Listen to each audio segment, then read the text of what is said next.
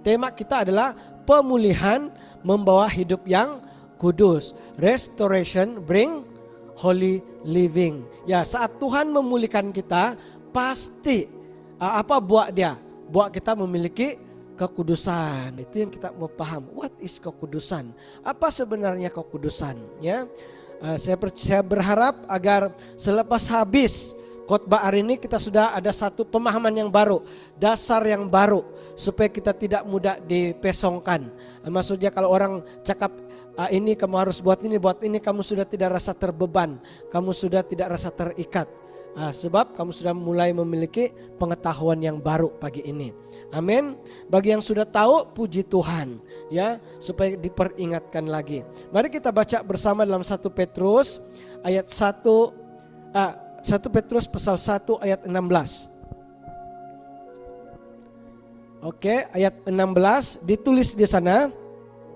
Sebab ada tertulis, kuduslah kamu sebab aku kudus. Siapakah aku di situ? Itu adalah Tuhan yang berkata, ya. Kuduslah kamu sebab aku kudus. Ayat 17, jika kamu menyebutnya Bapa, yaitu Dia yang tanpa memandang muka menghakimi semua orang menurut perbuatannya, maka hendaklah kamu hidup dalam ketakutan selama kamu menumpang di dunia ini. Wah, ketakutan apa? Itu yang kita mau paham hari ini ya. Bukan sentiasa takut yang kita paham, takut hantu, takut serigala, takut anjing, takut lipas. Wow.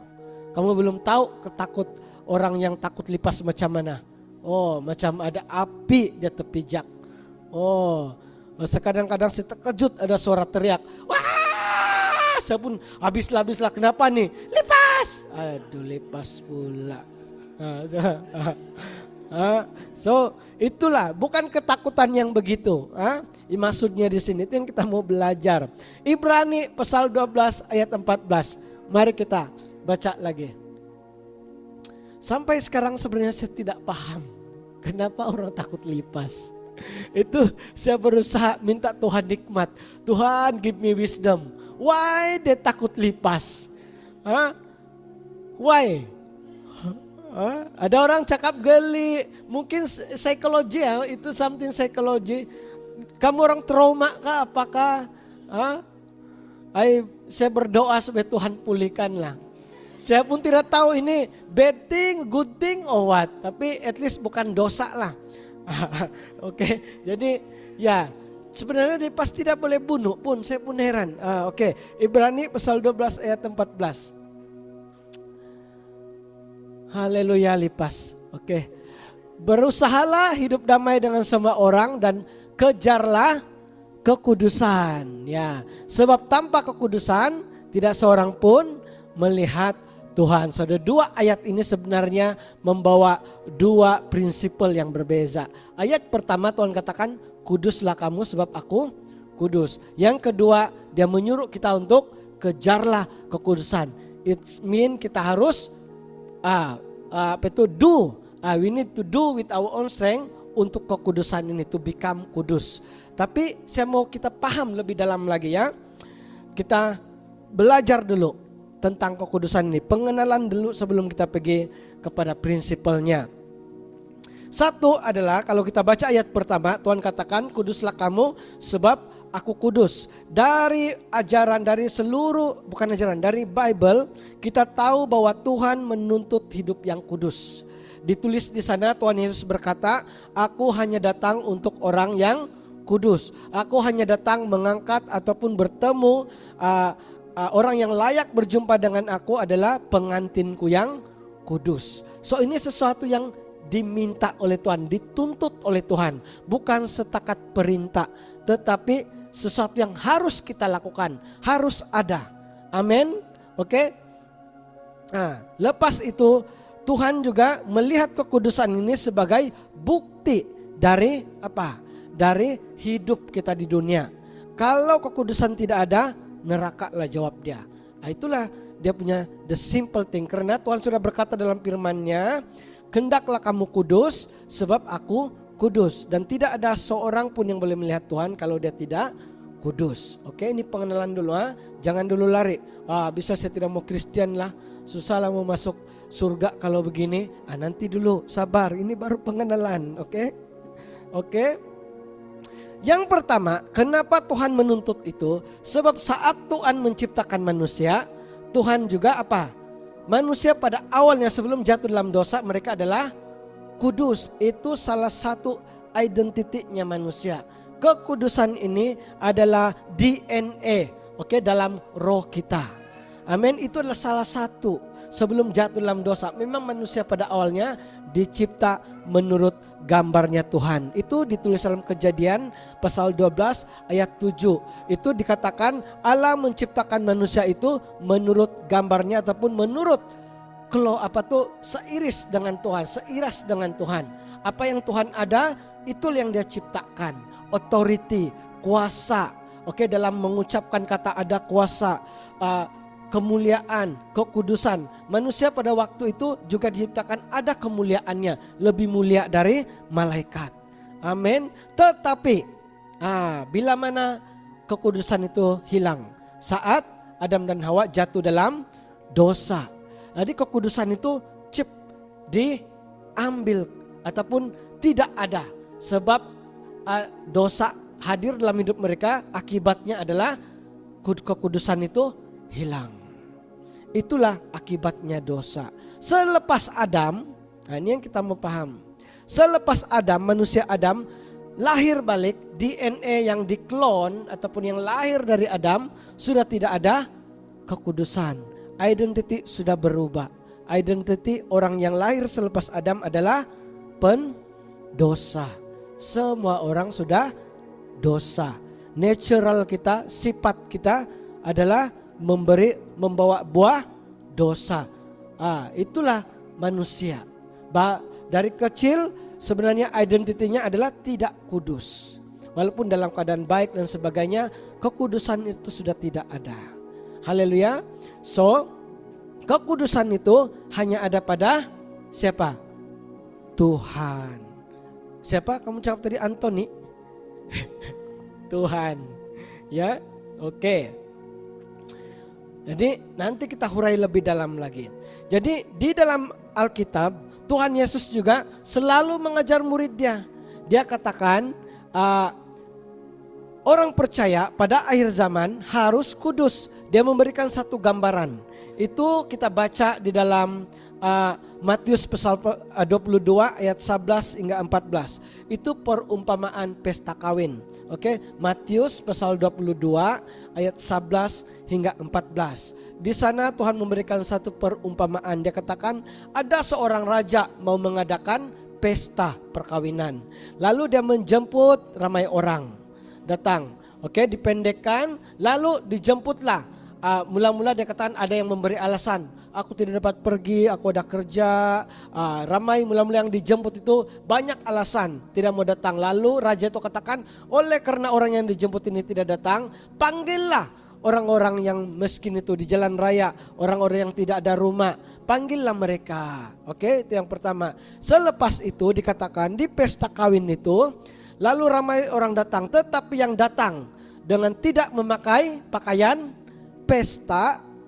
Semua orang datang pakaian pesta, sebab dijemput. Tapi ada yang datang, kita tahu itu pesta kawin, jadi pakailah pakaian pesta. Tapi ada yang datang dengan pakaian kotor, bukan berpakaian pesta. Tuhan katakan raja itu mengusir orang itu.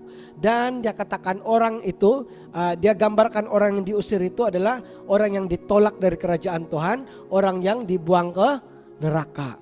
So gambaran itu adalah menggambarkan kekudusan, holy life. Oke, jadi Tuhan sekali lagi memperingatkan murid-murid Dia bahwa selagi kita di dunia ini, yang layak untuk masuk dalam kerajaannya hanya orang yang kudus. Oke, sekali lagi kita diingatkan kita harus hidup kudus. Bukan masuk Kristen ini semua kamu boleh buat. Sekarang saya boleh buat dosa semua, sebab esok saya boleh bertobat lagi. Jadi itu orang cakap taking advantage. Itu bahaya, itu mendukakan hati Roh Kudus. Oke, nanti kita hurai lebih dalam lagi ya. Kita mau belajar dulu ataupun kita mau dengar dulu bahwa Tuhan menuntut kekudusan ini. Dan dalam Efesus pasal 5 ayat 27 Efesus pasal 5 ayat 27. Sekali lagi firman Tuhan berkata, ia hanya mencari jemaatnya yang tampak cacat cerat ataupun tampak kerut. Maksudnya itu mereka memakai pakaian yang tanpa cacat dan tanpa wrinkle. Maksudnya yang kena setrika. Wah, jadi pakaian itu digambarkan sebagai kekudusan. Yesus tidak datang untuk gereja. Siapa gereja di sini? Kitalah gereja Tuhan. Oke, Paulus berkata, tubuh kita ini adalah gereja. Wah, jangan dulu rasa tertuduh. Wah, habislah saya tidak boleh ikut Tuhan ini. Saya tidak kudus hari-hari. Saya bertobat tapi buat dosa lagi, bertobat buat dosa lagi. Jangan dulu rasa tertuduh. Ada jawabannya. Tuhan kita itu bukan Tuhan yang tidak memberi jawaban ataupun tidak memberi jalan keluar. Dia membawa jalan keluarnya sendiri. Oke? Tuhan Yesus datang untuk gereja ataupun jemaat yang tidak serupa dengan dunia, memiliki hidup yang lain dari dunia, hidup yang kudus. Yang pertama, yang kedua, hidup yang tidak compromise dengan dosa. It's mean holy life lagi. Seterusnya, gereja ataupun jemaat yang tidak sombong. Itulah 3 hal yang Tuhan katakan, aku datang untuk 3 orang ini. Yang pertama dia katakan tidak serupa dengan dunia, kedua tidak compromise, dan ketiga tidak sombong. Maksudnya Tuhan hanya datang untuk orang yang rendah hati. Maksudnya karakter, hati. It means kalau kita kudus, kita ada perubahan hati. Oke? Yesus datang untuk mempelai ataupun pengantin yang kudus. Tuhan katakan dalam Wahyu, aku datang untuk menjemput pengantinku yang kudus. Bukan pengantinku yang berdosa, tetapi dia datang untuk pengantin yang kudus. Haleluya. Dalam Bible, saya hari itu berbicara dengan Dorcas, dia katakan sebab setiap sekarang kalau news di Malaysia mesti bercerai. Oh, saya pun dia katakan istri saya tanya istri yang cantik tuh si Dorcas, dia katakan suamiku, saya mau bertanya dalam Alkitab actually apa yang yang membolehkan kita untuk ceraikan suami atau istri. Jadi memang tertulis dalam Alkitab, kita cuma boleh menceraikan pasangan kita kalau mereka berzina. Bila mereka berzina, Paulus mengatakan itu karena kamu menuntut, sebenarnya Tuhan tidak mau. Penceraian bagi Tuhan itu adalah sesuatu yang dia tidak suka. Sebab apa yang disatukan tidak akan dipisahkan. Tetapi karena manusia menuntut, Tuhan selalu membawa jalan keluar. Macam bangsa meminta raja, Tuhan kata not time yet, belum masaknya. Kamu punya raja yang saya tetapkan masih kecil, Daud. Tapi bangsa minta, so dia berikan Saul. Oke, Tuhan selalu memberi jalan, tapi ada akibatnya. That's why Tuhan kata kamu boleh cerai tapi hanya apabila berzina. Tetapi akibatnya pun ada sudah celak di sana. Oke, so ya itulah dalam Bible apabila ada berzina, dan Tuhan katakan harus itu boleh diceraikan. Oke, di mana sudah kita itu. Jadi Tuhan hanya datang untuk pengantinnya yang kudus. Oke, Tuhan mau menuntut kita ini adalah pengantinnya Tuhan. Dia adalah pengantin lelaki. Kita ini pengantinnya perempuan. Tuhan selalu menggambarkan perumpamaan ini. Dia katakan tunggu aku datang. Tuhan katakan tunggu aku datang. Dia adalah mempelai laki. Aku akan mempersiapkan rumah kamu di sana. Dan nanti sudah siap semua, aku datang mengambil kamu. Tapi bukan semua orang yang dia akan ambil. Dia cuma datang kepada mempelainya yang kudus. Oke, sekali lagi Tuhan menuntut ini dari kita. You must holy because I am holy. Ini bukan dalam Ibrani pasal 12 ayat 14. Sekali lagi kita baca tadi tuh di ayat yang kedua. Kejarlah kekudusan, sebab tanpa kekudusan tidak ada seorang pun dapat melihat Tuhan. Sekali lagi, ini bukan sesuatu yang cadangan ataupun this is a suggestion. No, this is not a suggestion. Ini sesuatu peringatan. Itu harus kita take heed. itu kita harus lakukan. Oke? Kasih anugerah memberi kita keselamatan. Setiap kita ini menerima grace of God, dan itu memberikan kita salvation. Tetapi kekudusan ini lain, dia bukan grace, dia adalah sesuatu untuk menjaga presence of God, hadiratnya, dan juga menjaga keintiman kita kepada Tuhan. Kekudusan membawa kita untuk hubungan pribadi yang lebih intim kepada Tuhan. Tanpa kekudusan kita tidak boleh mendekat kepadanya. Amin. Jadi sekali lagi, seterusnya, kekudusan ini bukan sesuatu, kita sudah dengar tadi, bukan sesuatu sifat biasa, tetapi itu adalah identiti kita yang hilang. Kekudusan ini merupakan satu identity.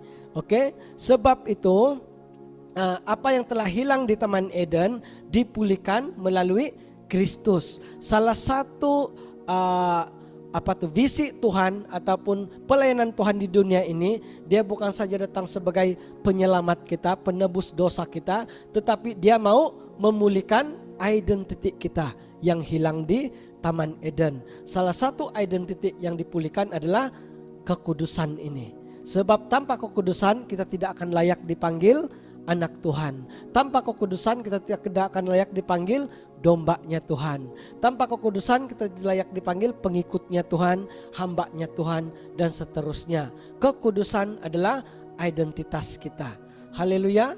Dia adalah DNA yang hilang. Wah, DNA ini susah dimasukkan kalau kamu secara saintifik. DNA itu yang sudah tertulis dalam tubuh kita. Contohnya, saya lahir bangsa dusun. Apakah saya boleh jadi bangsa Cina? Tidak boleh. My DNA is dusun. Kalau saya sudah lahir DNA bapak saya Samud, saya cakap tidak, saya adalah anak, contoh dia Bapak Suki. Saya mau juga, tidak boleh. DNA tidak ada. Oke? So DNA ini bukan sesuatu yang kita boleh buat. Itu hanya boleh diberikan ataupun lahir. So identitas kekudusan ini sesuatu yang hilang selepas manusia jatuh dalam dosa.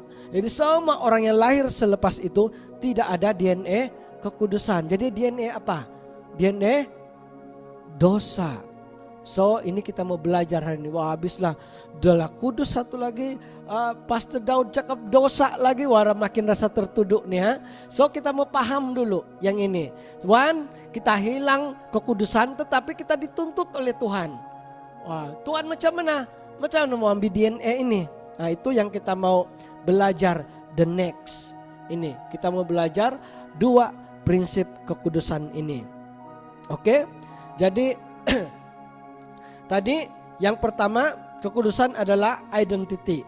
Apabila ini sudah hilang, kita harus, Tuhan Yesus datang ke dunia untuk memulihkan. It means hanya melalui Kristus kita mendapat kekudusan ini. Sepanjang ini kamu sudah tahu topik tadi, sepanjang pengenalan itu adalah mengajar kita bahwa Tuhan menuntut kekudusan. Tanpa kekudusan kita tidak akan selamat. Tanpa kekudusan kita tidak akan layak untuk masuk ke kerajaan Tuhan, masuk ke sorga. Oke, tanpa kekudusan kita tidak akan mendapat kekuatan di bumi ini. Tanpa kekudusan kita tidak akan ada kuasa, ada otoritas di dunia ini. Tanpa kekudusan kita tidak boleh mendekat kepada Tuhan. Haleluya. So it means kekudusan itulah sesuatu yang sangat penting sebagai anaknya Tuhan. Haleluya. Satu lagi saya mau ajar. Kekudusan ini membolehkan kita mendengar dan mengenal suaranya Tuhan. Bila kekudusan itu diberikan kepada kita, kita semakin peka kepada Tuhan. Mengenal suaranya, membezakan suara kita sendiri. Semakin kita taat melakukan perintahnya, semakin kita bertumbuh dalam Tuhan. And then semakin kita sensitif dalam roh, bertumbuh matang dan boleh membedakan yang baik dan buruk.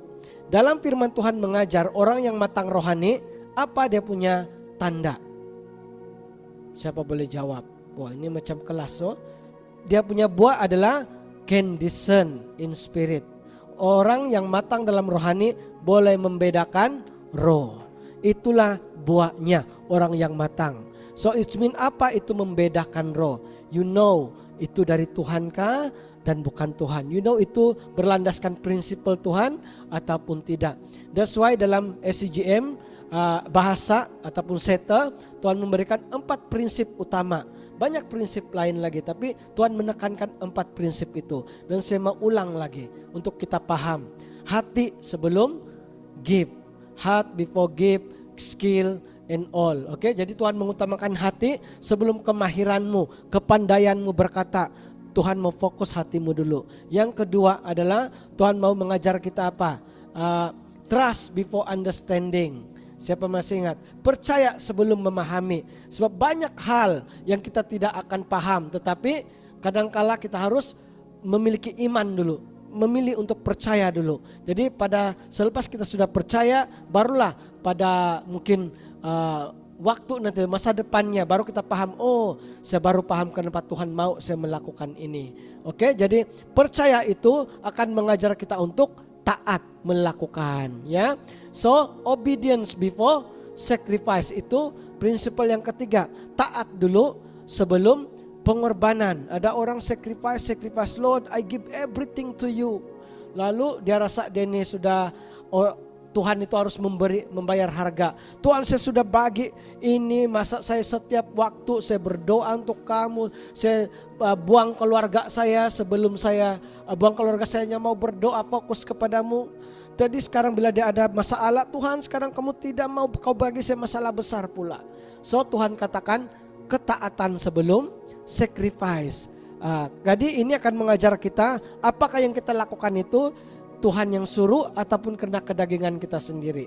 Ya, so obedience before sacrifice. Lakukan sesuatu hanya jika Tuhan yang menyuruh kita.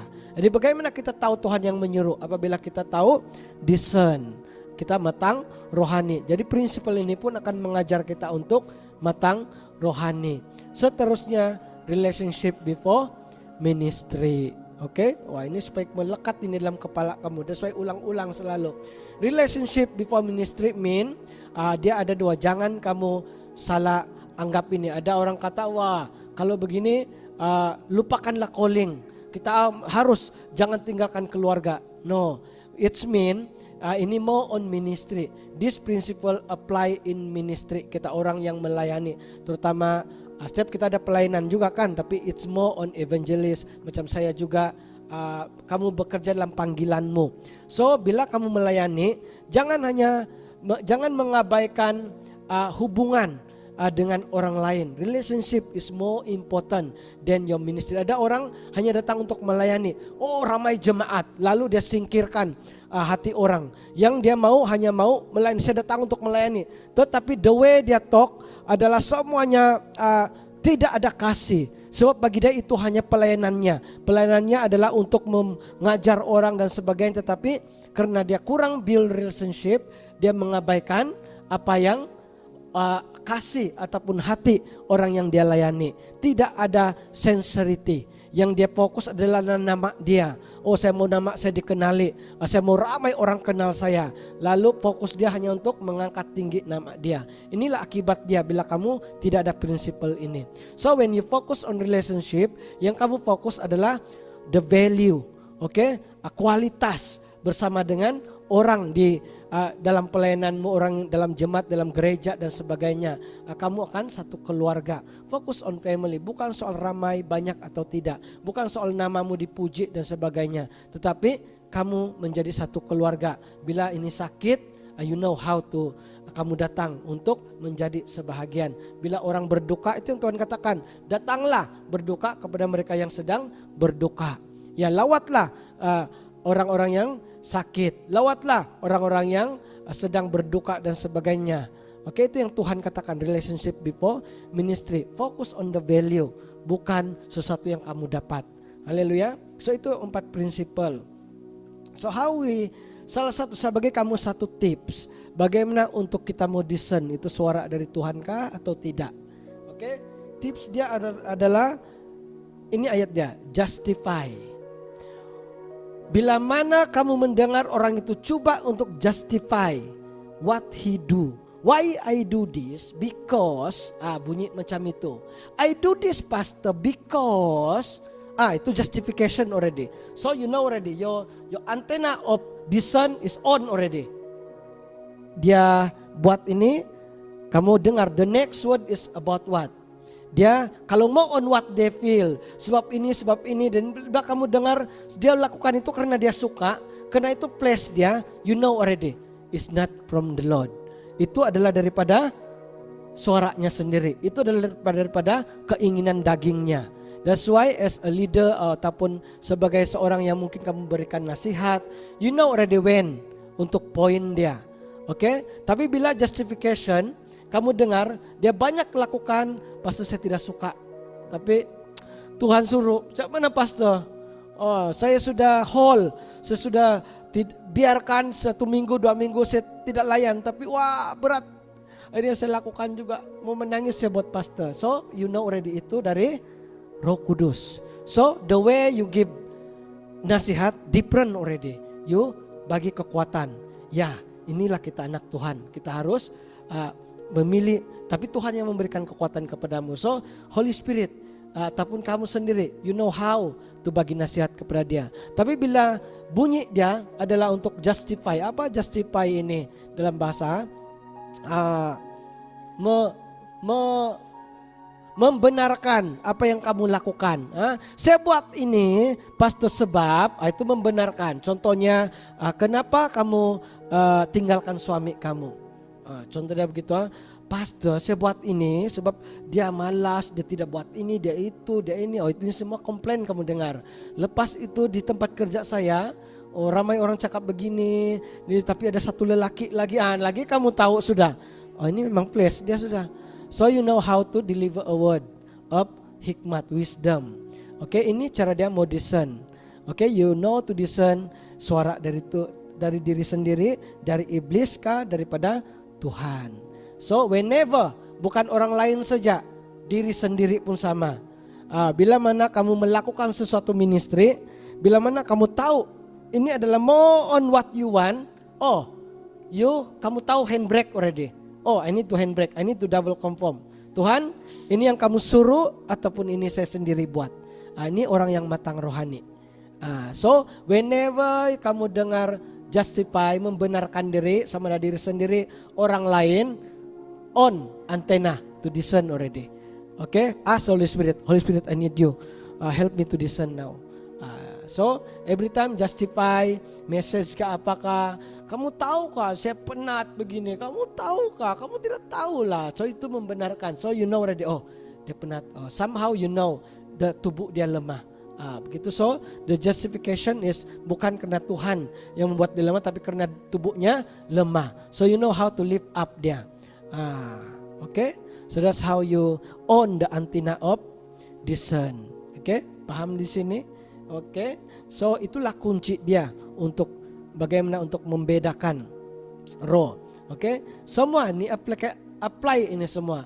Ada orang yang kerasukan, bagaimana kita tahu itu roh dari Tuhan ataupun roh orang itu? The way dia talk, the way orang itu berkata nanti. Kita tahu sudah itu roh dari mana? Roh dari Tuhan kah? Bukan.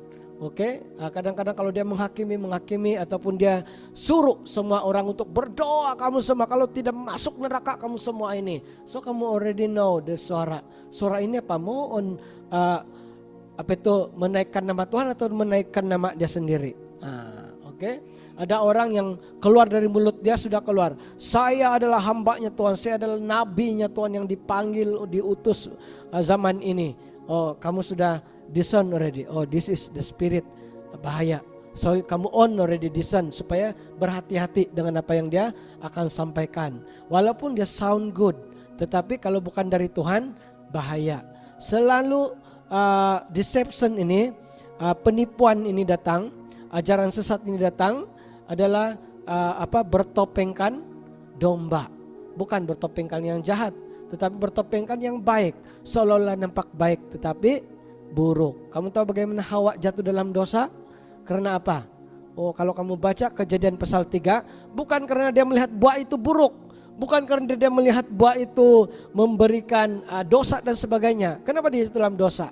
Sebab dia nampak satu sedap, satu lagi boleh buat dia jadi Tuhan. So everything is good. Wah, kalau saya makan ini, wah inilah yang saya dapat. So inilah good, sometimes not all from God. Okay? So deception can be good, also sound good. So you need to know how to discern. So kalau kamu tanya si Hawa, kenapa kamu makan buah tuh? Sebab satu, buah ini bagi saya hikmat, buat saya tahu baik dan buruk, buat saya jadi macam Tuhan.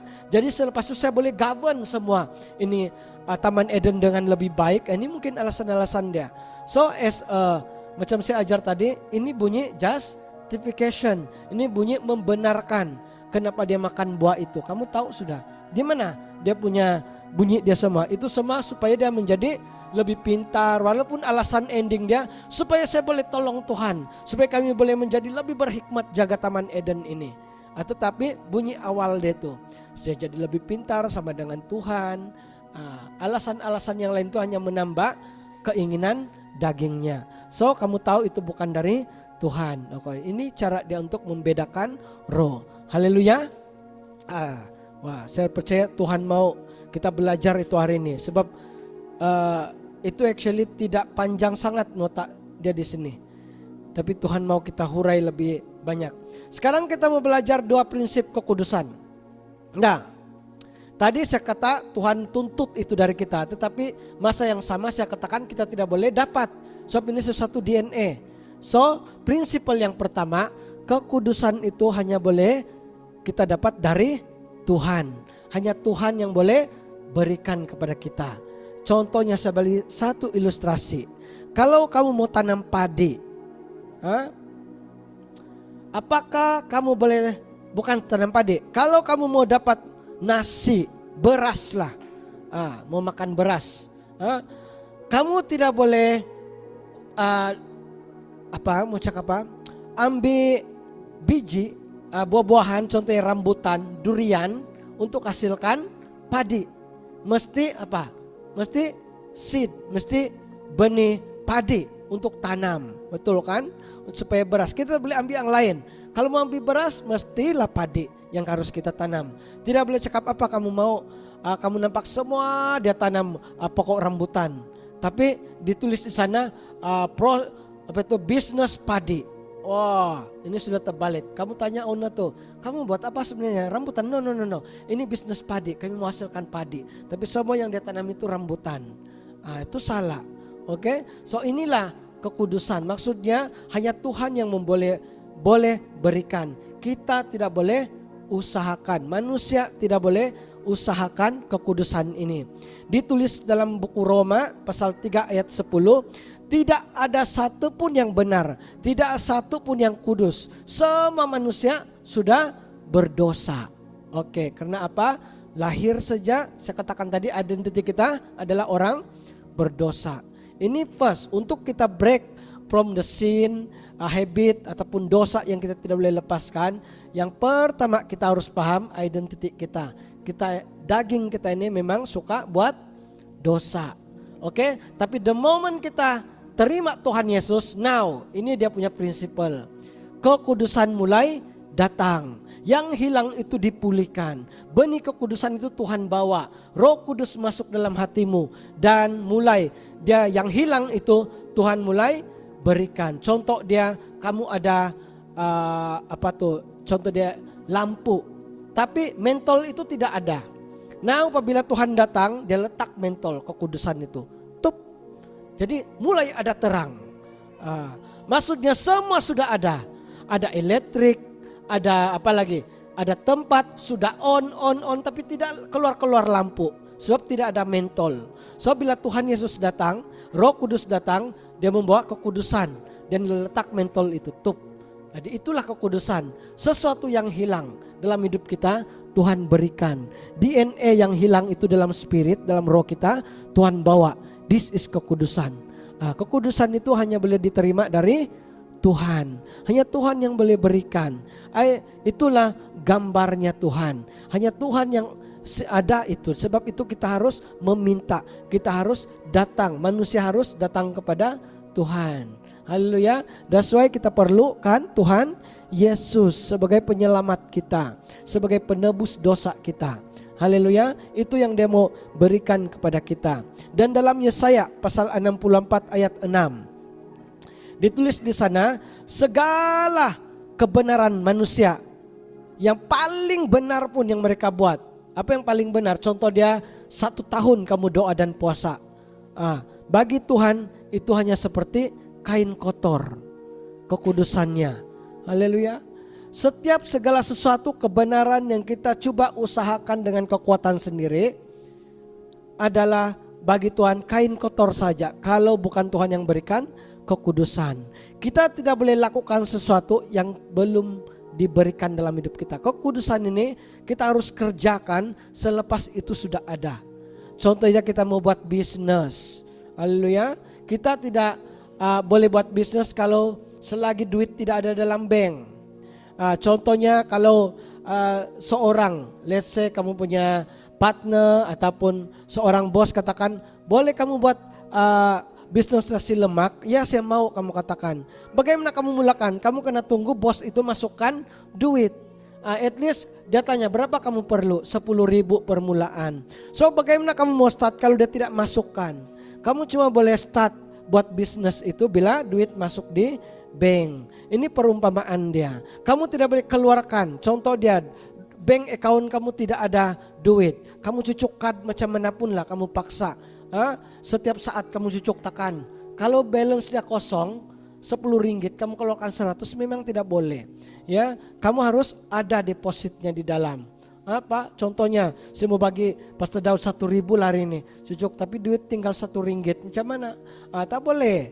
Oke, karena sesuatu yang diberikan dulu. So kekudusan ini kamu cuma boleh kerjakan selepas kamu ada.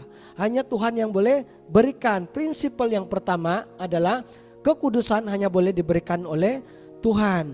Kekudusan kita terima saat kita terima Tuhan Yesus sebagai juru selamat. Dan Roh Kudus datang dan memberikan kekudusan itu. Sebab itu nama dia Roh Kudus. Haleluya. Itu yang Tuhan mau pulihkan dalam hidup kita. Kekudusan. The moment kita terima Tuhan Yesus sebagai Tuhan, kekudusan itu datang. Something click dalam roh kita. Kita mulai sensitif dengan dosa. Kita mulai sensitif dengan perbuatan daging, keinginan daging yang salah. Sebab kekudusan mulai datang. Haleluya. So prinsipal yang pertama apa? Kekudusan itu hanya ada dalam Tuhan. Dan Tuhan yang boleh berikan kepada kita. Dan kita hanya boleh minta kepada siapa? Tuhan yang benar. Bukan Tuhan yang beratusan beribu itu. Kalau kamu pergi Hindu banyak kecil-kecil. Semua bagi mereka Tuhan Yesus itu juga salah satu. Kalau mau terimalah Tuhan Yesus. Ya, we believe, kami percaya Tuhan Yesus bagus. Itulah mereka. So bagi mereka kau tim semua. So itu yang bahaya. Kita cuma boleh minta dengan Tuhan yang benar, yaitu Tuhan Yesus Kristus. Oke. Jadi that's why bila agama mengajar kita untuk berusaha bersandar kepada kekuatan sendiri, itu cuma buat kita penat. Macam saya katakan tadi, kamu berusaha untuk tanam. Contohnya mau dapatkan beras, tapi kamu tanam durian, kamu tanam rambutan untuk menghasilkan beras. Berusaha macam mana pun, kamu tidak boleh menghasilkan kekudusan. Kamu mau hidup benar pun, kalau tanpa Tuhan yang memberikan, Tuhan yang benar itu sia-sia. Haleluya. That's why saya mau katakan, bila Tuhan menuntut kekudusan, maksudnya adalah satu, dia mau kita terima dia sebagai Tuhan. Dia yang batang, dia yang memberikan itu. Walaupun Tuhan hendaklah kamu kudus sebab aku kudus. Maksudnya hendaklah saya ada di dalammu. Baru kamu boleh menjadi kudus. Baru kamu layak untuk berjumpa dengan saya. Baru kamu layak untuk saya datang dan angkat kamu. Terima sebagai mempelai yang kudus. Kamu harus meminta itu dengan saya, kata Tuhan. Akulah jawabannya. Aku menuntut tapi aku jawaban dia. Dia adalah guru yang katakan kamu harus dapat buat belajar. Tapi masa yang sama dia yang bagi jawaban. Ini jawaban. Tapi kamu harus paham, kamu harus belajar. So itulah Tuhan kita. Dia menuntut tapi dia juga membawa jawaban. Dia adalah sumber jawaban kepada kekudusan. Amin. So Tuhan mau katakan kamu harus terima saya dan kamu harus beritahu ini orang lain. Kenapa kita harus paham? Supaya kita boleh beritahu orang yang lain. Orang yang belum mengenal Tuhan. Bahwa mereka perlukan Tuhan. Kalau tidak kamu ke neraka. Kamu tidak ada keselamatan. Kamu perlukan Tuhan untuk apa? Supaya kekudusan itu ada di dalammu. Bila kamu nampak seorang yang everyday agama lain, menjaga ibadahnya, menjaga agamanya pagi, berdoa, tengah hari berdoa, pakai yang sopan, kalau boleh kata pun sangat dijaga, kamu tercakap sedikit pun aduh sial, oi dosa kamu nih dicakap. Tapi ada orang yang sangat benar begitu. Saya ada satu kawan yang dia jaga betul. Memang alim tuh memang alim lah dia. Cara cakapnya sopan, santun, lembut, tidak pernah tertinggi suara. Ada satu perempuan dulu di kelas kami dia tidak tutup semualah, tapi memang dia ayu, dia jaga percaya, dia cakap sangat soft. Tidaklah semua bagus. Tapi akhirnya Tuhan katakan apa? Sia-sia, sebab yang mereka kerjakan itu bukan kekudusan yang benar. Itu mereka berusaha untuk datang kepada Tuhan. Tapi Kristen ini lain. Tuhan yang datang. I come to you. Saya turun mati untuk kamu. Tugas kamu adalah terima saya. Dan sekarang kamu berjalan bersama. Itu prinsip kedua. Kita belajar nanti tentang kekudusan. Prinsip pertama adalah kekudusan hanya boleh diterima dari Tuhan. Tidak boleh dikerjakan dengan ibadahmu. Tidak boleh dikerjakan dengan agamawimu. Tidak boleh dikerjakan dengan kekuatan sendiri. Let's say saya mau menjadi lebih kudus, lalu saya lakukan ini. Itu sudah salah, pemahaman yang salah. Kamu tidak boleh menjadi lebih kudus lagi dari yang kudus. Once Tuhan cakap kamu kudus, kuduslah kamu, tidak boleh ditambah lagi. It's mean, maksud saya value yang Tuhan sudah bagi itu untuk prinsip pertama ini. Haleluya. Ada orang yang contoh dia sebagai satu contoh lah. Kekudusan ini seperti satu hubungan, identity, memulihkan identity kan. Let's say Dorcas dengan saya kawin pada Tuhan bagi saya ingat, nanti salah cakap. I think 18 bulan 1. 2022. Habis saya kalau salah cakap. So, saya rasa 18 lah. 18 kayak itu Dorcas. Saya rasa 18 Januari 2022. Kami kawin. Dia sudah jadi istri saya yang sah. Saya suami dia yang sah. Oke, lepas sudah kawin, saya boleh cakap saya tidak memutuskan ex saya yang lain. Mungkin dalam 7 hari ini, 6 hari saya bersama dengan kamu, 1 hari saya pergi cari perempuan lain. Bolehkah tidak? Tidak boleh. Itu maksudnya di sini kekudusan. You are my forever mine, kata Tuhan Yesus. Dia menggambarkan perkawinan ini. Selepas 10 tahun, let's say sekarang kami baru 5 tahun. 5 tahun. Adakah Dorcas masih istri saya? Adakah dia macam lebih dari istri saya? Identitasnya tetap sama. Saya dengan dia, saya suami dia, dan tetap istri saya. Tidak ada yang dia itu adalah now the triple istri already. Ada king, ada title yang lebih tinggi lagi. Tidak ada. Identitasnya tetap sama. Dia adalah istri saya. Kekudusan pun sama. Makin berjalan bersama dengan Tuhan, identitas tetap sama. Kekudusan itu adalah identity yang diberikan, DNA yang diberikan. So the more kamu mau doa puasa, kalau prinsipal kamu salah, kamu berusaha lagi berdoa, berusaha ini untuk apa? Untuk menjadi lebih kudus, itu sudah salah prinsipalnya. Kalau kamu menuntut orang untuk kamu harus doa puasa supaya kamu lebih kudus, itu sudah prinsipal yang salah. Haleluya. So kamu melakukan itu untuk apa? Prinsipalnya harus lain, bukan untuk menjadi lebih kudus. Tuhan katakan hendaklah kamu kudus karena aku kudus. It means saya harus ini lakukan ini. Jadi fokus kamu dalam mau kudus. Sudah salah. Oke? Untuk kamu doa dan puasa, kamu mendekat kepada Tuhan, mendengar suaranya lebih dalam, bertumbuh lebih dalam. Haleluya. Dan kamu memiliki kematangan rohani lebih dalam, bukan untuk menjadi lebih kudus. Sebab kekudusan itu Tuhan sudah berikan once, dan itu akan tetap tinggal. Sekali Tuhan bagi, itu tetap tinggal di dalammu. Karena apa? Karena Roh Kudus sudah dalam, Tuhan Yesus sudah ada di dalam. That's why Tuhan katakan saat kita datang bertobat, Tuhan boleh mengampuni. Sebab kekudusan itu sudah ada jawabannya di sana. Kamu katakan, Tuhan ampuni saya. Yes, I already forgive you. Tuhan bagikan kekudusan itu. Sebab itu sudah ada dalam hidup kita sebagai orang percaya. Amin. Jadi sekarang soalannya. Jadi it's mean kalau saya berdosa pun tidak masuk neraka lah nih. Salah juga. Itu kita kembali kepada prinsipal yang kedua. Karena kekudusan tidak menentukan kamu selamat atau tidak.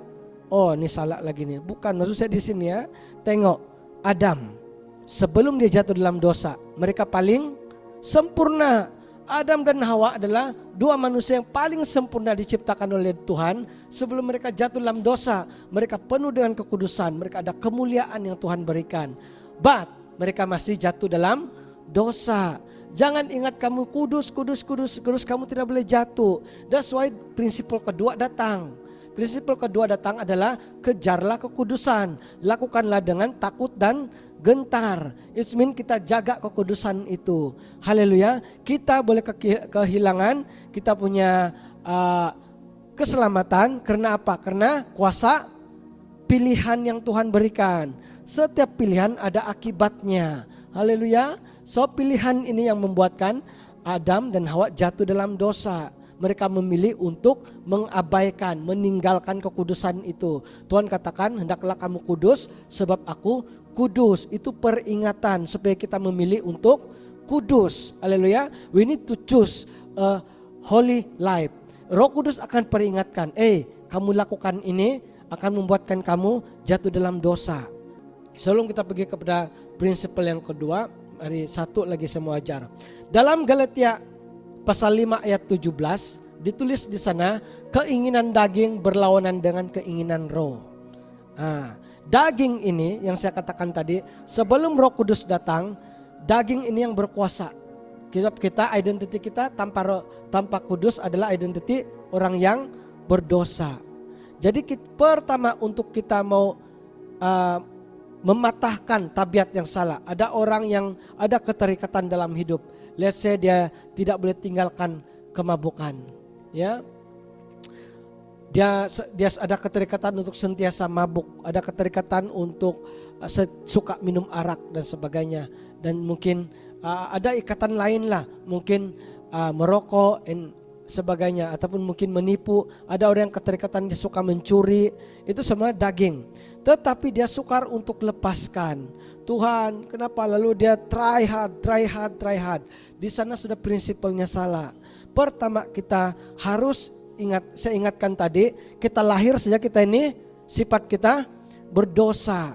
Bila kita tahu kita identitas kita berdosa, barulah kita tahu dengan siapa yang boleh membawa ubatnya. Kalau kamu sakit, let's say kamu sakit pening kepala, sakit perut cirit-birit, selagi kamu tidak mengakui kamu sakit, kamu tahan, dia sanalah itu. Tapi kalau saat kamu tahu kamu sakit perut, the moment kamu ada, saya perlu obat, mana kamu pergi? Jumpa dokter ataupun pergi farmasi. Dan baru kamu dapat solutionnya, penawarnya. Bila kamu makan, sembuh. Tapi pertama kita harus tahu dari mana, kenapa kita terikat dengan dosa. Kenapa dosa ini sukar untuk dipatahkan. Sebab itu sakit rohani maksud dia di sana. So bila kita tahu sakit penyakit, siapa yang ada obat? Tuhan. Obatnya apa? Kekudusan. Jadi kita harus mencari Tuhan. Sumbernya siapa? Tuhan Yesus, Roh Kudus. Kita harus berseru kepada Tuhan. Tuhan, tolong saya. Sekarang kamu bukan bersandar dengan kekuatan sendiri, sudah. We know kamu harus bersandar dengan Tuhan. Seperti obat itu, kamu bukan bersandar dengan kekuatan sendiri. Oh, kamu tahan, kamu urut-urut, bukan. Nah, bila kamu makan obat, kamu tahu the moment kamu makan obat, apa jadi? Dia akan hilang. Kamu sudah ada iman percaya bahwa dengan makan obat itu, ini akan hilang. Sakit kepala hilang, perut akan rasa lega. Jadi sama halnya dengan Tuhan. Bila kamu datang kepada Tuhan, kamu bukan bersandaran kekuatan sendiri lagi. You know, when kamu datang kepada Tuhan, kamu sudah percaya penyakitku pasti akan sembuh. Yang dosa yang saya tidak boleh buang ini akan sembuh. Keterikatan saya untuk minum arak ini akan sembuh. Selagi identiti kita sebagai berdosa ini kita tidak mengakui, kita tidak tahu, selagi itulah kita tidak mau cari dokternya yang benar. Dokter siapa? Tuhan Yesus, Roh Kudus, Bapa kita di sorga. That's why saya selalu saya ingatkan tadi, kita lahir sejak identiti kita adalah pendosa. Daging kita ini lemah, suka buat dosa. So kita tahu ini suka cari buat dosa selalu. So bila kita sudah terima kekudusan, hati nurani kita ditemplak oleh Tuhan, you harus berubah, tinggalkan ini. Oh, seperti yang kamu mulai, tiba-tiba kamu tahu sudah, oh ada jerawat. So bila ada jerawat, kamu harus simpan obat, harus buang nanak di dalam. Ataupun ada bisul, harus dibedah, dibuang nanaknya. Jadi itu yang membuatkan Roh Kudus akan tunjukkan beberapa pesakit rohani kita yang harus kita tinggalkan. Dan kita harus berjumpa dengan siapa? Tuhan Yesus. Sebab itu dalam firman Tuhan berkata, I can do all things through Christ who strengthen me. Aku boleh melakukan segala hal. Maka di dalam Tuhan yang memberiku kekuatan. Maksudnya kita bersandar kepada kekuatan Tuhan. Obat itu seperti Tuhan tadi. Kita choose untuk percaya. Saat kita makan obat Panadol, sakit kepala hilang. Saat kita makan ataupun datang kepada Tuhan, kuasa itu dipatahkan. Now, barulah kita boleh melakukan tanpa striving. Kita mengejar kekudusan, melakukan bersama dengan Tuhan tanpa dengan kekuatan sendiri sudah. Kita berdoa bukan karena kita mau jadi kudus sudah, tapi we want to grow dengan Tuhan. Kita mau tinggal dalam hadiratnya, mengenal Tuhan lebih dalam dan dipakainya. Prinsipal kita mulai berubah. Dia mulai di poin kita makin sharp. Visi kita mulai makin sharp. Tidak lagi ada orang yang melakukan pergi ke gereja, doa puasa, sebab apa? Supaya saya jadi diberkati lebih lagi, supaya saya jadi lebih kudus lagi. Saya datang gereja supaya saya berhenti melakukan yang buruk ini. Saya datang gereja supaya saya boleh berhenti menipu. Saya mau jadi lebih kudus. Bukan. Datang ke gereja itu bukan menjadikan kamu lebih kudus. Ya, itu membuatkan kita untuk diajar. Jadi kekudusan itu kita harus percaya kita boleh terima dari Tuhan. Jadi bila kita datang ke gereja untuk apa? Satu, untuk menguatkan diri. Satu, untuk saling bertumbuh dalam iman. Supaya boleh dipakai dengan Tuhan di luar. Haleluya. So our principle is different already. Pemahaman kita mulai berbeza. Bukan karena kita mau hidup kudus saja. Ya, kekudusan itu ada dengan Tuhan. Jadi saya belum lagi bawa kita kepada prinsipal yang kedua. Ya, apalagi di sini. Sebab keinginan daging itu berlawanan dengan keinginan roh. Saat Tuhan datang, daging ini akan lawan. That's why kita rasa struggle in our daily life. Sebab daging kita ini mau lawan keinginan roh. Roh katakan jangan lakukan ini. Daging katakan boleh buat sedikit. Dia bukan cakap jangan buat saja. Dia katakan boleh buat sedikit saja. Besok kamu boleh bertobat lagi. Dia pandai. Inilah daging. Dia boleh manipulate. Kadang-kadang kita sendiri dan kita sia-sia. Kesian juga iblis. Kadang-kadang kita cakap iblis lene padahal sendiri. Kadang-kadang dari suara kita sendiri. Suara kita ini yang kita tidak boleh bezakan. Suara dari iblis senang untuk dibezakan. Tapi suara sendiri, bunyi dia macam suara Tuhan.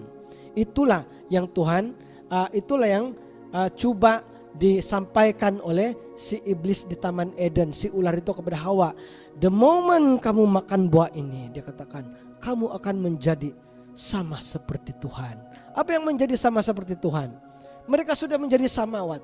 Bila diciptakan, they are more than selepas jatuh dalam dosa.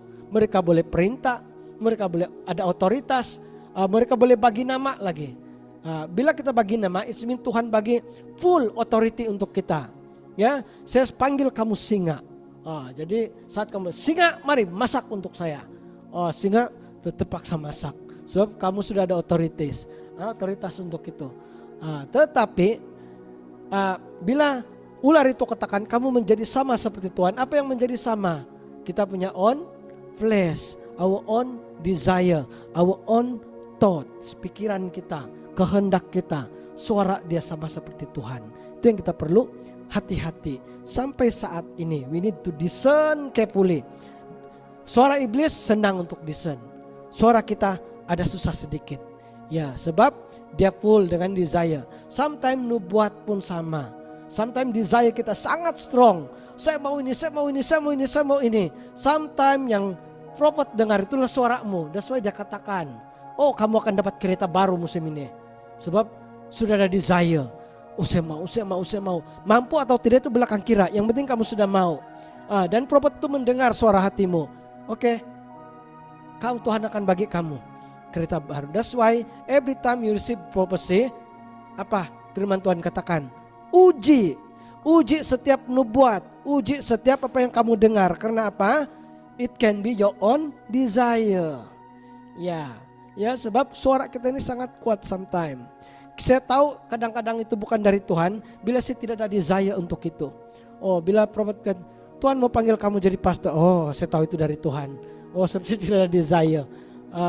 Tuhan kata pergi ke Puchong, ini saya tahu dari Tuhan. Saya tidak suka ke Puchong. Everything.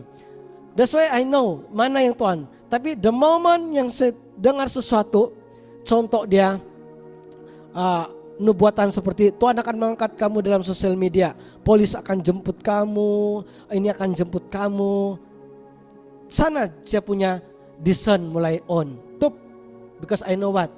Itu justification. I always use that to justify my apa yang saya lakukan dulu. Saya katakan, saya boleh buat ini, saya lakukan ini, tapi saya tahu motif saya dulu untuk apa? Supaya orang kenal saya, supaya saya mulai dipuji oleh orang. Dan orang mulai panggil saya sana sini. Itu saya punya motif dulu. So the moment saya terima itu, my discernment will think ini dari Tuhan kah, dari saya. I will take time. Saya tidak terus terjun. Itu masanya kamu minta confirmation dari Tuhan. So confirmation itu harus dari leader kamu. Tuhan akan bagi otoritas yang dia percayakan. Dia tidak bagi untuk orang lain. Ini prinsip yang kedua untuk discern. Jangan panggil orang sana sini. Selalunya ya memang Tuhan akan pakai orang di sana, tapi Tuhan pasti akan pakai leadermu. Siapa yang dia hantar untuk menjadi otoritas atasmu. Dia pasti akan pakai mulut pastor kamu ataupun nabi di gereja itu untuk konfirmasi bagimu. Oke, walaupun sana sini cakap, tapi kamu mesti tunggu dari mulut leadermu. Selagi itu tidak ada, itu bukan confirmation. So masa itu saya tunggu-tunggu. Pastor Sikina sudah katakan, yes, Tuhan mau angkat kamu social media this season. I know already, it's from God. So, saya realign my heart, realign theme my desire. Oke, motif yang dulu memang ada. Saya katakan, wah, saya sudah buat ini, bila orang like, habislah saya jadi famous sudah. Habislah saya jadi famous dari habislah sini kena jemput sana sini. Itu thought memang datang. Sob suara saya sendiri, my desire flesh. Tapi I need to tame, Tuhan tolong. That is how we keep humble in God. Itulah maksud dia, kerjakan kekudusanmu. Jangan menjadi sombong. Haleluya. Sudah tahu macam mana mau discern suara kita sendiri? Ya, that's how we discern, belajar. Oke, tapi bila ada suatu nubuatan yang memang kamu tidak suka, kamu tidak mau buat pun, dan kalau contohnya nubuatan untuk istri saya tahu dia tidak suka buat, tapi itu datang, I know itu dari Tuhan sudah. Saya boleh cakap, one point saya tahu ini dari Tuhan. Tapi the moment ada nubuatan yang dia suka itu sebagainya, saya keep on my discernment. Saya pray. Sampai akhirnya ada konfirmasi, oke, buat sekarang. Begitu ya. Oke. Now kita pergi kepada prinsip yang kedua. Oke. Prinsip yang kedua, kekudusan harus dihidupi dan dijaga setiap hari. Tuhan menggambarkan kekudusan ini seperti apa? Pakaian. Kita ada perumpamaan tadi, pesta kawin, kan? Tuhan katakan pakaian, harus berpakaian pesta. Jadi Tuhan menggambarkan kekudusan itu sesuatu yang harus dipakai. So, bila dia berikan kekudusan, contohnya perumpamaan seperti pakaian, bila saya bagi kamu pakaian, apa yang kamu harus buat? Kamu sangkut kah, kamu buang kah, apa kamu bantuk baju itu? Baju yang cantik lagi. Kekudusan ini something yang sangat glory. Sebab itu dari Tuhan, paling cantik dia bagi. Apa kamu buat kalau pakaian cantik? Ada orang yang simpan di bikin lap kah, apakah tidak kan? No, apa yang kamu buat dengan pakaian itu? Mesti kamu pakai. Ya, kamu pakai. Lepas itu ada satu yang Tuhan tuntut atas pakaian ini. Kita membaca tadi di Efesus. Mana itu? Saya cari balik .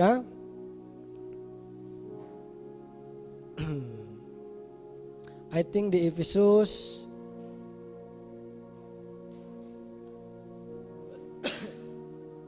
gimana deh tuh. Efesus pasal 5 ayat 27. Mari kita baca bersama.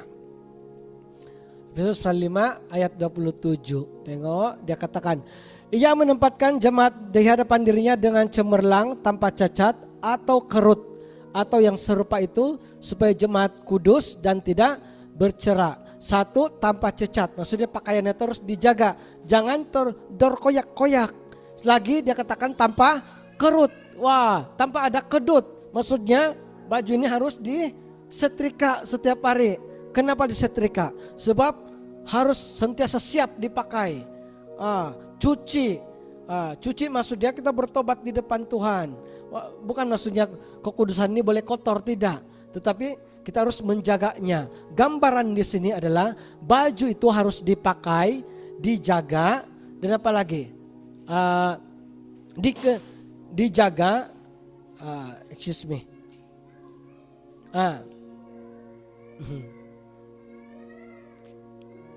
Ya, kita harus memakai dan menjaga kekudusan itu seperti pakaian. Macam kita baca tadi di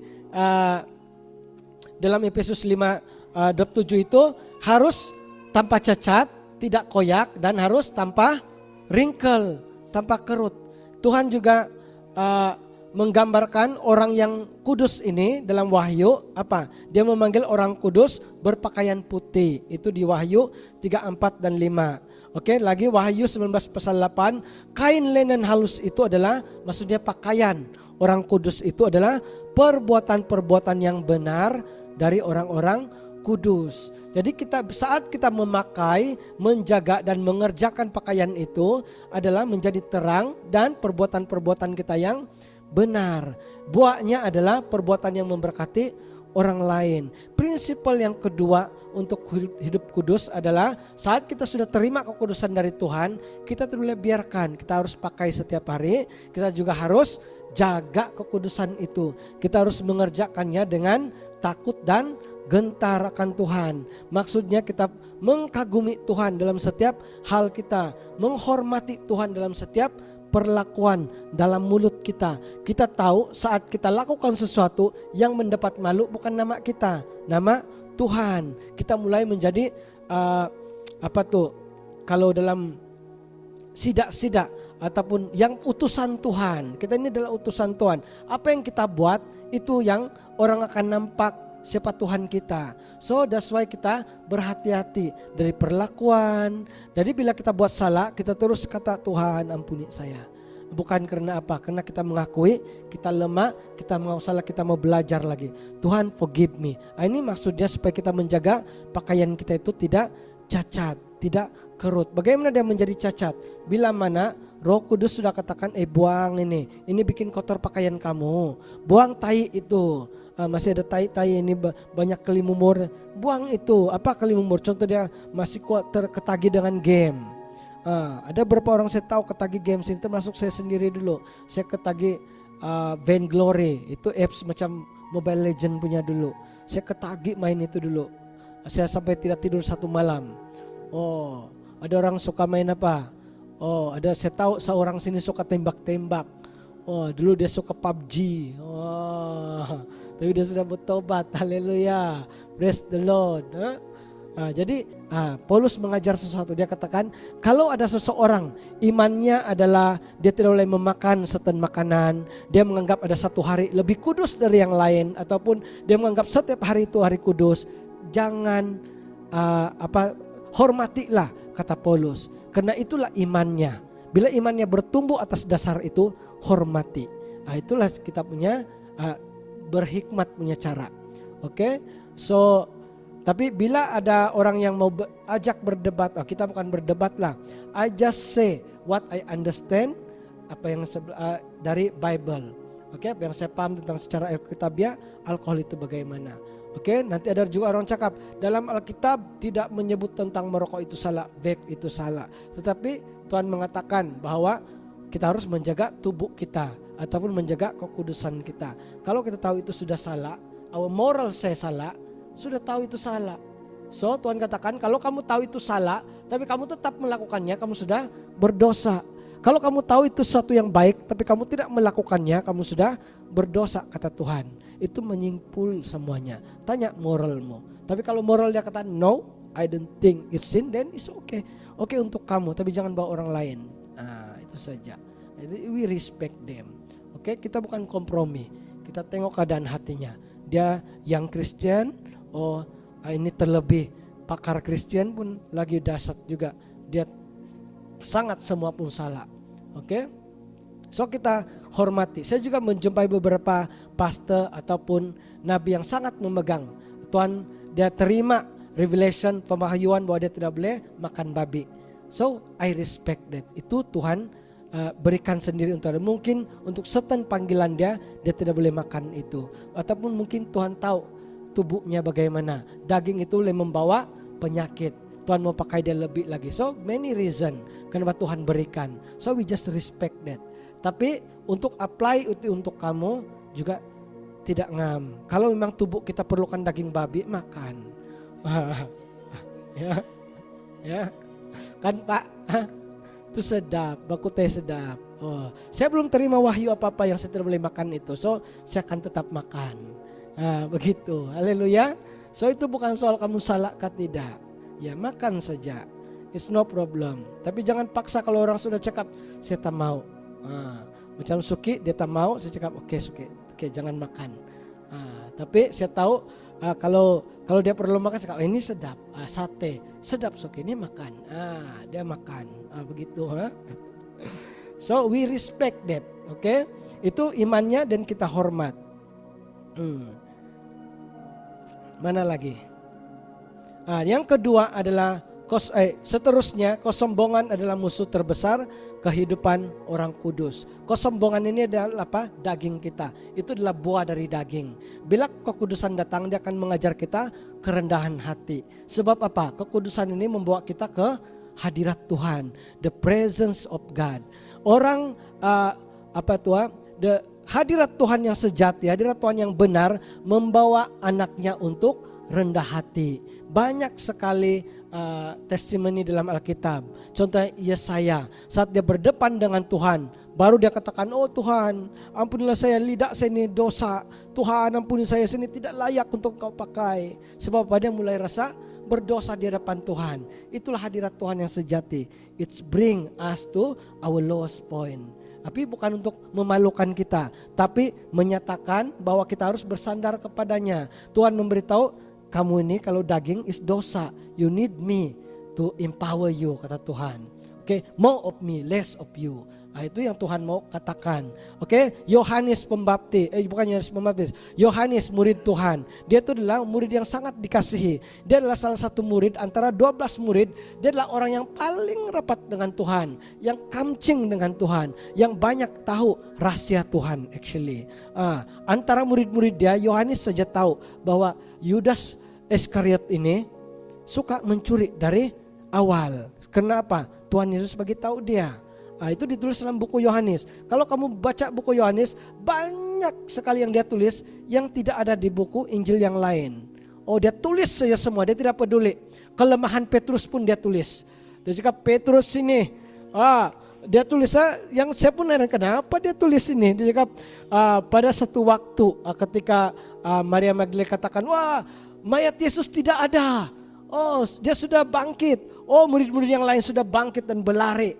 Tapi ditulis di sana, tetapi Petrus paling lambat, yang lain meninggalkan Petrus. Petrus yang paling slow. Itu pun dia tulis. Ini Yohanes Pembaptis, dia tulis saja semua. So hebat betul. So apalagi dia saja yang memberitahu bahwa ketika Tuhan Yesus memberi makan 5.000 orang dan 4.000 orang, dia saja yang menulis sana dari budak kecil. Itu ditemukan dari buku dia bahwa roti dan ikan itu daripada seorang budak. Itu pun dia tulis, the detail of it dia tulis. Apalagi Yudas, ketika ada seorang pelacur perempuan datang membuang harga minyak itu yang mahal itu, minyak yang harum, minyak wangi untuk membasuh kaki Tuhan Yesus. Oh, Yudas katakan, oh sayang sekali kalau kita jual ini actually boleh membiayai kita punya, mungkin harga dia ribu-ribu. Sekarang mungkin 30.000, 40.000 harga dia minyak wangi itu. Dia marah. Tapi sana dia selitkan karena Yudas ini hatinya tidak benar. Sebab dari awal dia suka mencuri duit dari perbendaharaan. Itu ditulis dari kitab Yohanes. Banyak sekali. Lepas itu hanya Yohanes Pembaptis yang dekat dengan Tuhan di kayu salib. Dalam kitab Yohanes saja dia menulis wasiat Tuhan. Ketika Tuhan Yesus mau mati, dia katakan, Yohanes, jagalah ibuku. Anggaplah dia sebagai ibumu. Dia tulis semua apa yang Tuhan katakan ketika di kayu salib. Yohanes Pembaptis, he is so kamcing dengan Tuhan. Tetapi di kitab Wahyu, saat dia berdepan dengan Tuhan, apa dia tulisnya? Lalu aku tersungkur, aku takut dan gentar, aku tidak memandang matanya. Hadirat Tuhan ini membawa kita kepada kerendahan hati. Setiap orang yang berdoa dan berdoa tetapi semakin sombong, cara dia bercakap lebih kepada you need to do this, kamu harus lakukan ini, hati-hati. Selalu membuat kamu sesuatu, menyuruh kamu melakukan sesuatu, it's bahaya. Sebab itu tidak menunjukkan dia humble di depan Tuhan. So the moment selalunya orang yang benar di dalam presence of God, dia akan direndahkan. Dia akan semakin tahu bahwa dia perlu Tuhan. Dia akan semakin tahu bahwa Tuhan Yesuslah segalanya. Jadi bila kamu datang kepada orang lain, kamu tidak perlu tunjukkan, kamu tak perlu. Biasa orang sombong kan katakan begini, saya berdoa dari jam 4 pagi. Dari you try to tell him yang kamu juga harus ikut macam saya, baru kamu boleh matang macam saya, baru kamu tahu pandai cakap Bible macam saya, baru kamu tahu dalamnya isi hati Tuhan. If you do like me, itu yang dia try to represent, itu salah, oke? Tapi orang yang rendah hati dia different, dia tidak sentuh semua itu. Dia katakan, mungkin dia sebut jam 4 saya selalu doa, tapi I tell you saya masih lemah. I still struggle now. Tuhan Yesus tetap sandaran kita. Untuk kamu, kalau kamu ada, ini cara dia bagi nasihat lah. Jadi untuk kamu, lepas dari pergumulan ini, lepas dari ikatan dosa ini, you need Jesus. Dia selalu point to Jesus. Sumber kekuatan dia dari mana? Sumber air hidup dia dari mana? Dari Tuhan Yesus. Ini humility, ini humble, ini sikap servant. Oke? Tapi kalau saat dia beritahu, jam 4 saya berdoa, jam 12 saya ingat, kamu baca Mazmur 23, pakai ini, meditate it. Wah, kamu paksa orang seperti bagus juga, tapi kamu sudah try untuk ajar dia kepada bersandar kepada kekuatannya. Haleluya. So this is how we point others, bawa dia kepada Tuhan Yesus. So how Holy Spirit lead dia, itu berbeza dengan kamu. Kalau Holy Spirit kata kamu perlu baca firman Tuhan setiap hari, then dia akan lakukan. Tapi bila kamu diberi otoritas sebagai leader, pastor, mendoakan, sometimes Holy Spirit akan berbicara itu kepada seseorang. That's when you can say something like that. Contoh dia bangun pagi, baca Alkitab. Sebab Roh Kudus yang suruh dia. We as a vessel need to hantar suara itu. Tapi kalau kamu bukan, tidak ada rasanya itu, point dia kepada Jesus. That is a true, paling jalan yang sesuai dan berhikmat. Bawa mereka kepada Tuhan Yesus, karena dia adalah sumbernya. Amin. Oke. So prinsipal yang kedua tadi apa? Kita harus mengerjakan kekudusan itu, menjaga dan memakainya. Oke. Kita harus aplikasikannya dalam hidup kita. Kita harus jaga supaya jangan ada cecela dan tanpa kerut. Ya, dan selalunya bila kita ada kekudusan, itu membuka pintu untuk kita datang kepada Tuhan. Kekudusan ini membuka kita ruang untuk datang di hadiratnya di depan takhta Allah. Membenarkan kita supaya kita tidak mati dalam hadiratnya. Karena kita sudah ada kekudusan itu. Kalau dulu kita tidak ada hak, tidak ada identity. Kita ini pendatang asing dalam kerajaan Tuhan. Saat terima Tuhan, kekudusan datang, it's like a new identity. Sudah ada job. Sekarang kita sudah ada IC surga. Sekarang kita boleh datang kepada Tuhan. Ya, semakin kita taat kepada Dia, Semakin kita mendekat kepada Tuhan, keintiman kita pun semakin dalam dengan Tuhan. Oke, jadi kekudusan ini akan memberi kita kuasa untuk semakin berjalan dan berjalan bersandar kepada kekuatan Tuhan. Itu yang membolehkan kita untuk dipakainya menjadi terang dan garam di dunia. Haleluya, amin. Paham di sini? Ada dua. Kalau dalam bahasa Inggris, dua jenis prinsip kekudusan ini. Satu adalah kita panggil positional holiness. Yang kedua behavior holiness. Jadi posisi itu adalah hanya Tuhan. Kekudusan itu hanya kita boleh dapat dari Tuhan. Tidak boleh dikerjakan dengan kekuatan sendiri. Tidak boleh dihasilkan dari kekuatan manusia ataupun dari dunia ini. Dan behavior itu adalah selepas sudah menerima, kita harus mengerjakannya. Kita harus memakainya. Itu untuk orang yang sudah menerima. Tidak boleh biarkan. Oke, when God give, you need to pakai, you need to kerjakan dan jaga. Itu dua prinsip. Oke, kekudusan.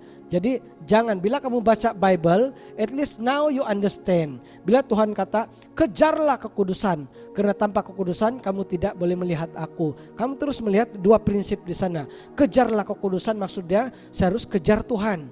Only di dalam Tuhan saya dapat kekudusan ini. Selepas saya sudah dapat, kejarlah maksudnya saya pakai dan saya jaga. Dan saya jangan sampai dia kerut dan sebagainya.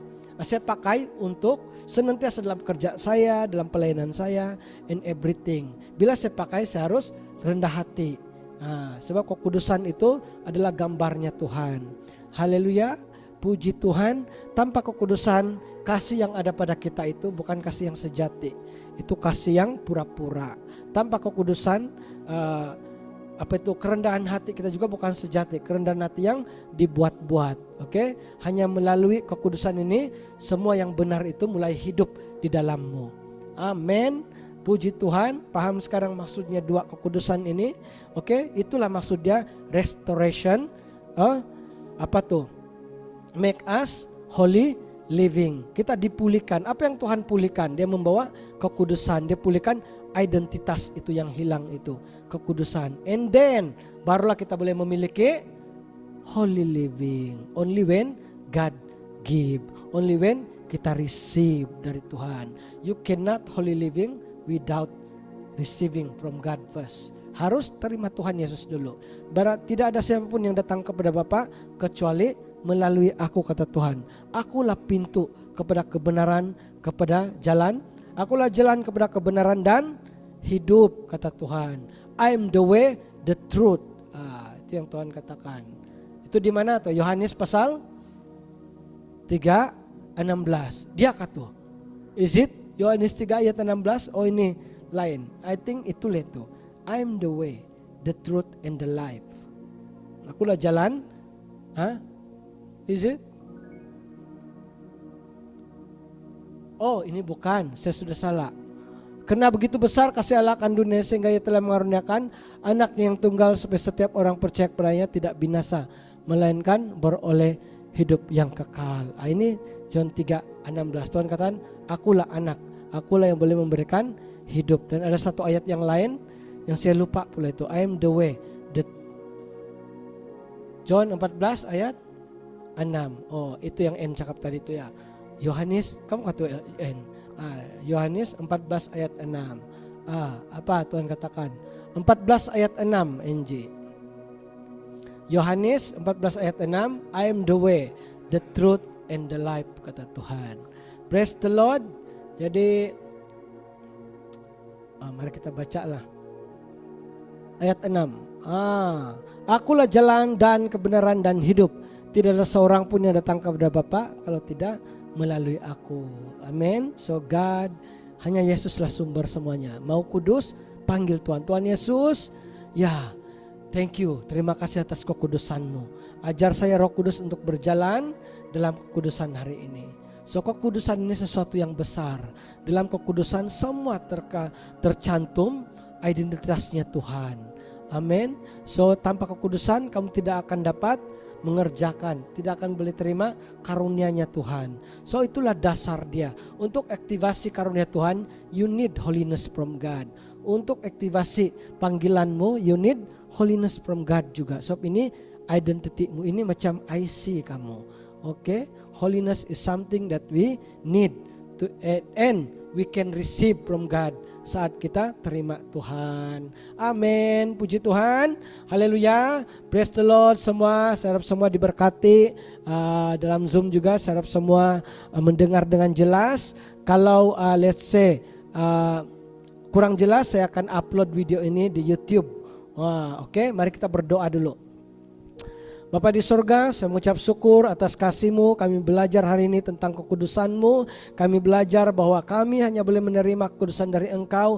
Dan saat ini saya deklarasikan Tuhan, supaya jika ada anak-Mu yang belum menerima ini Tuhan dari Engkau, saat ini kami percaya dan kami imani kekudusan itu yang benar dari Engkau Tuhan akan mulai tinggal dan mulai bekerja dalam hidup kami Tuhan di surga. Biarlah itu akan menjadi sumber dan menjadi terang dalam hidup kami. Saya juga berdoa Tuhan di surga, pada pagi ini kami belajar bagaimana kami harus memakai dan menjaganya. Kami harus mengerjakan kekudusan ini setelah kami menerima dari Engkau. Tuhan, saya berdoa supaya Engkau terus mendidik kami, supaya kami terus fokusnya kepadamu ya Tuhan surga, bersandar penuh kepadamu. Karena dengan kekuatan kami sendiri kami lemah Tuhan, tapi dengan kekuatan-Mu kami memiliki otoritas, kami memiliki kuasa untuk mengalahkan dunia ini, mengalahkan daging kami, dan kami menjadi semakin matang dan semakin boleh dipakai untuk kemuliaan nama-Mu. Terima kasih Tuhan, terima kasih Bapa. Saya juga berdoa agar Roh Kudus Engkau terus mengajar kami, mendidik kami, memberikan kami hikmat. Jika ada yang kami tidak paham, Tuhan Engkau yang menyatakan pengetahuan dan hikmat itu dari-Mu ya Tuhan. Terima kasih Bapa. In Jesus name I pray. Amen.